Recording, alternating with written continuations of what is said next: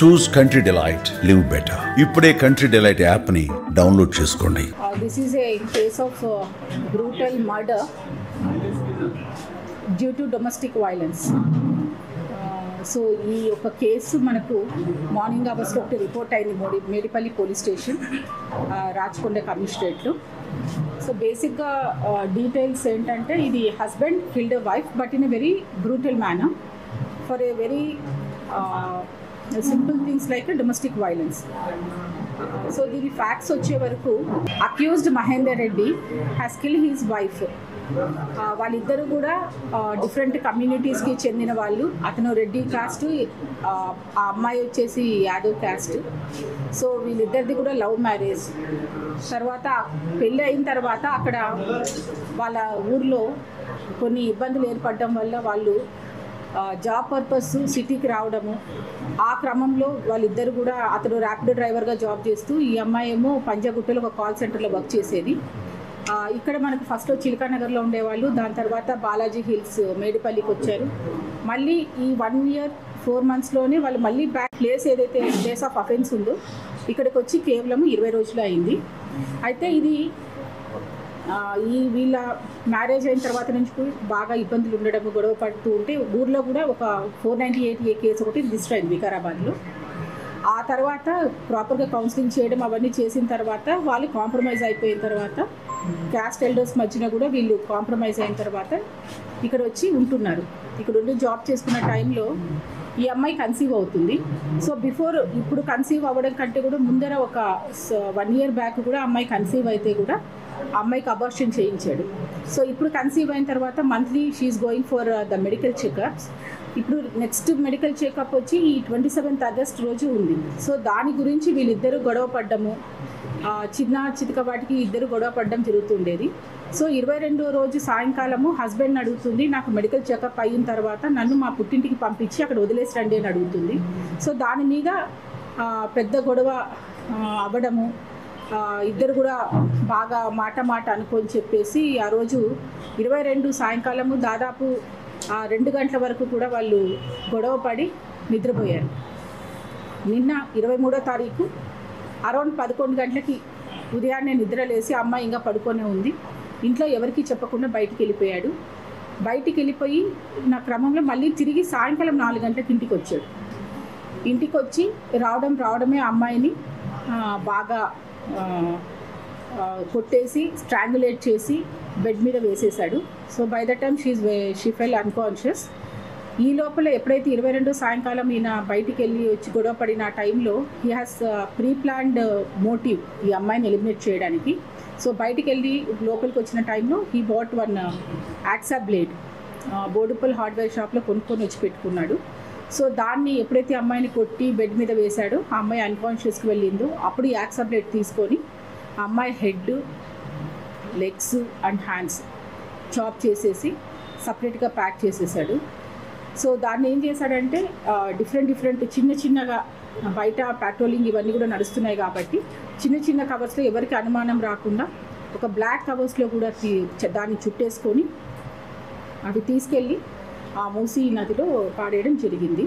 So దీనికోసం అని చెప్పి తల గురించి ఒకసారి, కాళ్ళు ఒకసారి, చేతులు ఒకసారి, 3 సార్లు కూడా తిరిగి వాటిని చేశాడు.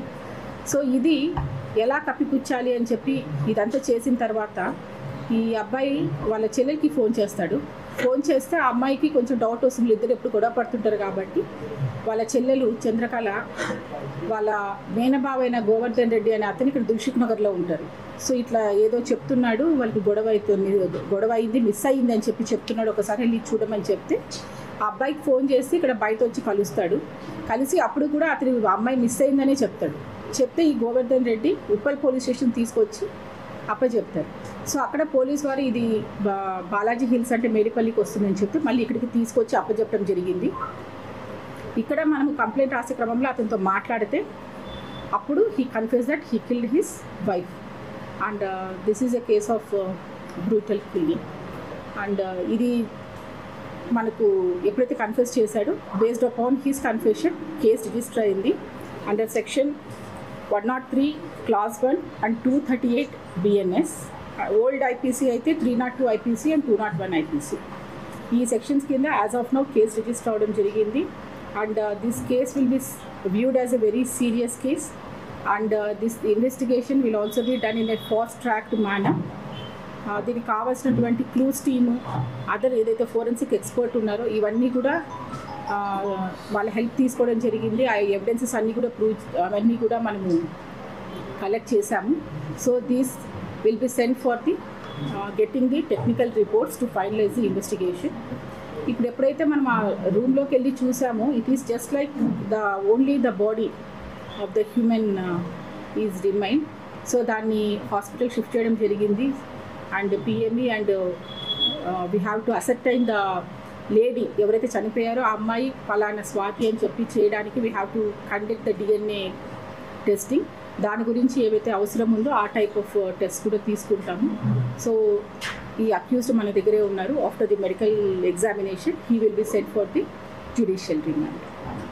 సో ఇది మొత్తం ఇది సిపి గారి ఆధ్వర్యంలో ACP Chakrapani and inspector Govind Reddy Vedipalli and his team చాలా చాకచక్యంగా ఇదంతా కూడా ఎక్కడ కూడా ఎవిడెన్సెస్ ఎక్కడ కూడా పోకుండా పకడ్బందీగా ఎక్కడెక్కడ ఏవేవి ఉన్నాయో అవన్నీ కూడా మనం వీడియోగ్రాఫ్ చేయడం ఏంటి, కోర్టుకి ఎలా టెక్నికల్ ఎవిడెన్సెస్ మనం ప్రూవ్ చేయాలనో ఆ విధంగా అన్నీ కూడా కలెక్ట్ చేయడం జరిగింది. సో ఫర్దర్ రిపోర్ట్స్ వచ్చిన తర్వాత ఎంత త్వరగా మేము దీన్ని రిపోర్ట్స్ తెచ్చుకొని ఫైనలైజ్ చేసి ఛార్జ్ షీట్ వేస్తాం.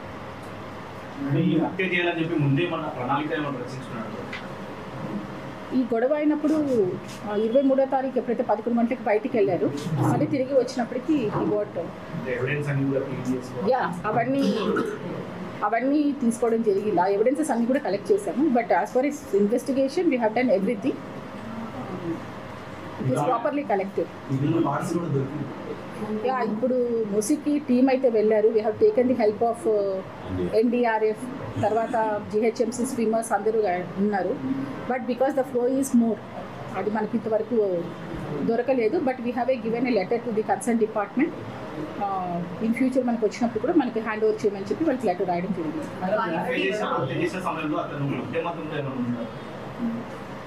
మనకి ఈరోజు మార్నింగ్ కన్ఫెస్ చేశాడు. ఇది జరిగింది నిన్న night. But we have taken all the blood samples and all. We are waiting for the report.